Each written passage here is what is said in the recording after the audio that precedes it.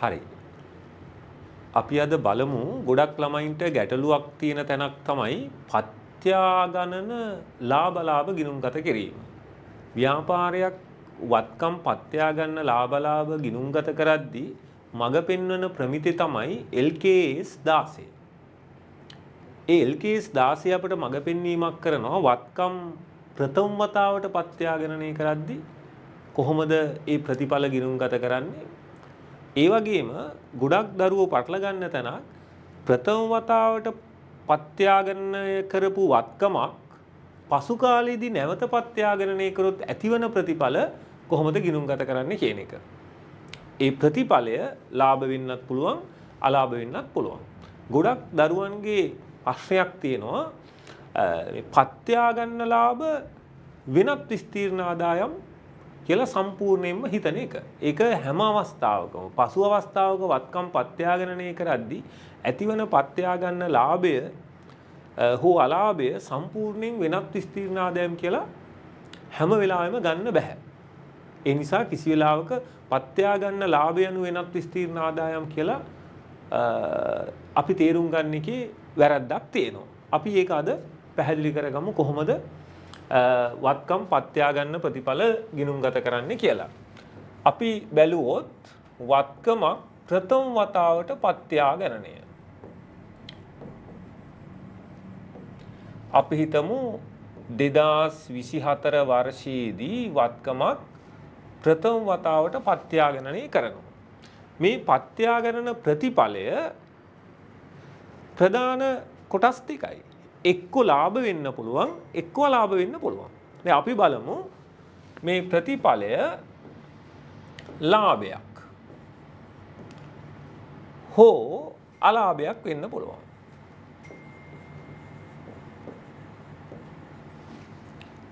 අපි මේ පත්‍යාගන්න ප්‍රතිඵලය අපි හිතමු රුපියල් 1000ක අපි සරලව ගමු මෙහෙම පත්‍යාගන්න ලාභය වත්කම ප්‍රථම වතාවට පත්‍යාගණනය කරලා ඇතිවන ලාභය රුපියල් 1000යි.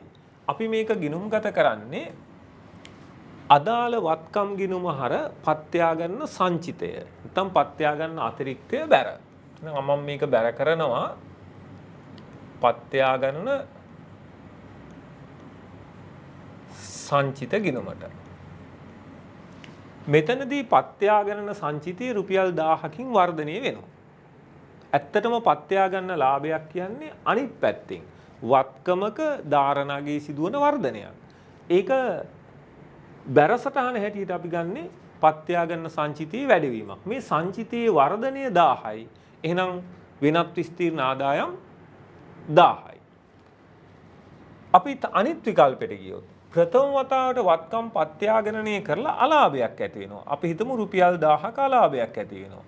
එහෙම වුණොත් අපි ඒ අලාභය අපිට LKS 16 ප්‍රමිතියෙන් කියනවා ප්‍රථම වතාවට වත්කමක් පත්‍යාගණනය කරලා ඇතිවන අලාභය වර්ෂීය ලාභයෙන් ලියා හරින්න පුළුවන්. වර්ෂීය ලාභ ගණනය කරද්දී වෙනත් වියදමක් ලෙස අඩු කරන්න පුළුවන්. එහෙනම් අපි ඒක මේ අලාභය වර්ෂී ලාභ ගිණුමට හර කරනවා. ලාභ ප්‍රකාශය හදද්දී වෙනත් වියදමක් ලෙස හඳුනා ගැනීමක් කරනවා. හරි. එතකොට කිසිම කෙනෙකුට ප්‍රථම වතාවට පත්‍යාගණනය කරද්දී ඇතිවන ප්‍රතිඵලයේ ගිණුම්ගත කිරීම සම්බන්ධයෙන් ගැටලුවක් පැන නගින්නේ නැහැ. අපි බලමු දෙවන වතාවට වත්කමක් නැත්නම් පසු කාලයේදී වත්කමක් පත්‍යාගන්න ප්‍රතිඵල ගිණුම්ගත කිරීම. අපි හිතමු දෙවන වතාවට පත්‍යාගණනය කරනවා. අපි හිතමු 2025 වර්ෂයේදී අර අතීතයේ පත්‍යාගණනය කළ වත්කම් පන්තියම නැවත පත්‍යාගණනය කරනවා. එහිදී ඇතිවන ප්‍රතිඵල අර වගේම කොටස් දෙකයි. එක්කෝ ලාභයක් ඇති වෙන්න පුළුවන් එක්කෝ අලාභයක් ඇති වෙන්න පුළුවන්. හැබැයි මෙතනදී අපිට ස්වරූප දෙකක් ගන්න පුළුවන්. ස්වරූප හතරක් ගන්න පුළුවන්. ස්වරූප හතරක් ගන්න පුළුවන්. අතීතයේ ලාභයක් ඇති වෙලා අතීතයේ ලාභයක් ඇති වුණු වත්කමක් වර්තමානයේදීත් ලාභයක් ඇති වෙනවා. අපි ගමු මේක A කියන අවස්ථාව. අනිත් එක තමයි අතීතයේ අලාභයක් ඇති වෙලා වර්තමානයේ ලාභයක් ඇති වෙනවා. අපි හිතමු ඔක B කියන අවස්ථාව. මොකද්ද B අවස්ථාව? අතීතයේ අලාභයක් වර්තමානයේ ලාභයක්. අනිත් අවස්ථාව අතීතයේ ලාභයක් ඇති වෙලා වර්තමානයේ අලාභයක් ඇති වෙන්න පුළුවන්. ඒක අපි ගමු C කියන අවස්ථාව. අනිත් දේ තමයි අතීතයේ අලාභයක් ඇති වෙලා වර්තමානයේත් අලාභයක් ඇති වෙන්න පුළුවන්. එතකොට ඒක D කියන අවස්ථාව හැටියට ගන්නවා. දැන් මම අවස්ථා ස්වරූප තුනක් ගත්තා. A B C D. මම නැවතත් කියන්නම්. A කියන්නේ එතකොට අතීතෙත් ලාභයක් වර්තමානෙත් ලාභයක්. B කියන්නේ අතීතයේ ලාභයක් වර්තමානයේ ලාභයක්. C කියන්නේ අතීතයේ ලාභයක් වර්තමානයේ අලාභයක්. D කියන්නේ අතීතෙත් අලාභයි වර්තමානෙත් අලාභයි.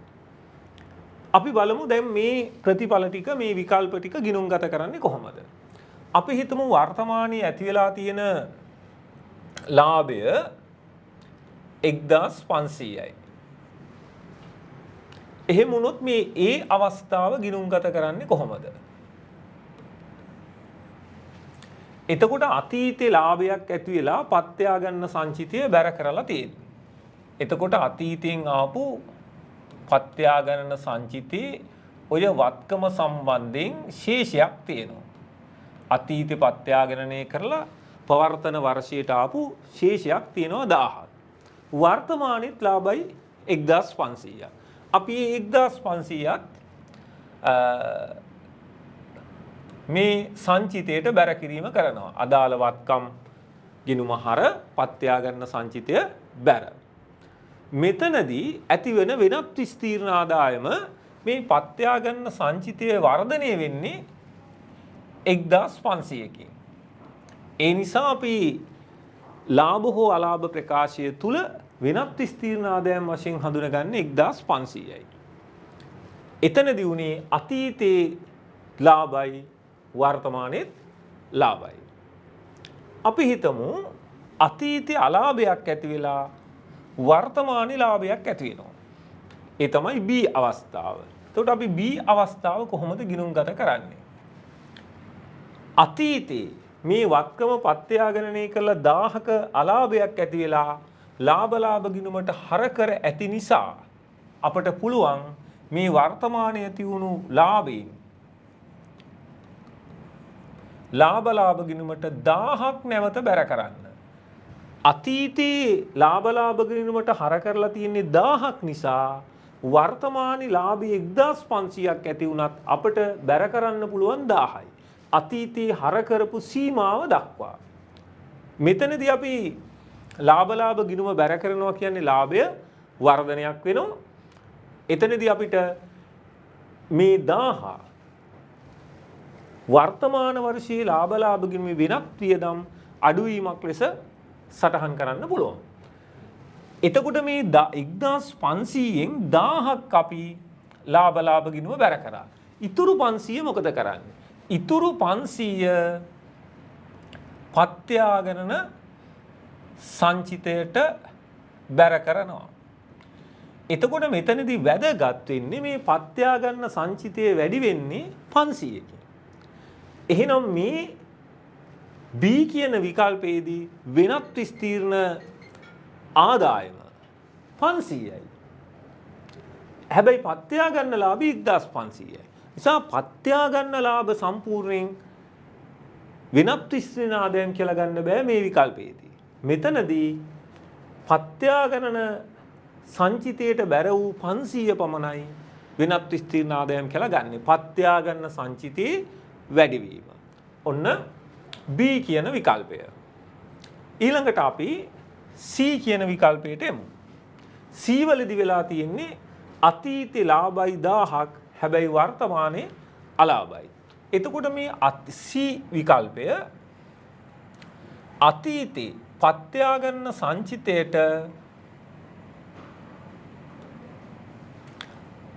බැර කරලා තියෙනවා 1000ක්. වර්තමානයේදී ඇති වෙනවා අලාභයක්. අපි හිතමු ඇතිවන අලාභය 1200යි කියලා. ඇතිවන අලාභය. ඒතර මේ වත්කම පත්‍යාගණනය කරද්දී අතීතේ 1000ක් ලාභයක් ඇති වෙලා සංචිතයට බැර කරලා තියෙනවා. වර්තමානයේ 1200ක අලාභයක් ඇති වුණොත් අපිට හැකියාවක් තියෙනවා අර අතීතයේ සංචිතයට බැර කරපු සීමාව දක්වා නැවත මේ 1200න් පත්‍යාගන්න සංචිතයට හර කිරීමක් කරන්න. ඉතුරු රුපියල් 200 අපිට සිද්ධ වෙනවා ලාභ ගිණුමට ගන්න වෙනත් වියදම් යටතේ. එතකොට මෙතනදී වැදගත් වෙන්නේ මේ C කියන තැනදී වෙනත් විස්තීර්ණ ආදායම් කියලා අපි ගන්නෙ කොච්චරක්ද? මෙතනදී උනේ පත්‍යා ගන්න සංචිතය 1000කින් අඩු වුණා. එහෙනම් වෙනත් විස්තීර්ණ ආදායම් ඍණ 1000ක්. ලෙස අපි ලාභ ප්‍රකාශයට ගන්න ඕන. පත්‍යා ගන්න අලාභයක් තිබුණත් එතනදී වෙනත් විස්තීර්ණ ආදායමක් තියෙනවා. ඍණ තත්ත්වයක්. හැබැයි 1200 නෙමෙයි 1000. අර සංචිතේ වෙනස් වීම සංචිතය 1000කින් අඩු වුණා. ඒ දේ තමයි අපි වෙනත් විස්තීර්ණ ආදායම් කියලා ගන්න. ඊළඟට අපි බලමු D කියන විකල්පය. D වලදී අතීතයේ අලාභයක් ඇති වෙලා වර්තමානයේත් අලාභයක් ඇති වෙනවා. එතනදී කිසි ගැටලුවක් නැහැ. අතීතයේ අපි අලාභ ඇති වෙද්දී අතීතේ ප්‍රථම වතාවට පත්‍යාගණනය කරද්දී අලාභ ඇති වෙද්දී ඒක ලාභ ගිණුමට හර කරලා තියෙනවා. එහෙනම් වර්තමාන අලාභයත් 1200 ලාභ ගිණුමට හර කරනවා අලාභයක් ලෙස.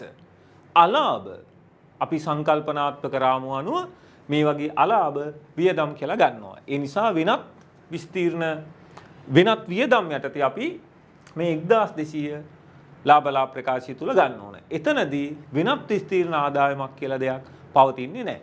දැන් හැමෝටම පැහැදිලි ඇති උසස් පෙළ මට්ටමේදී මෙන්න මේ විකල්පයන් 4 පිළිබඳ මේ ස්වරූප 4 පිළිබඳ ඔබට අවබෝධයක් තියෙන්න ඕනේ.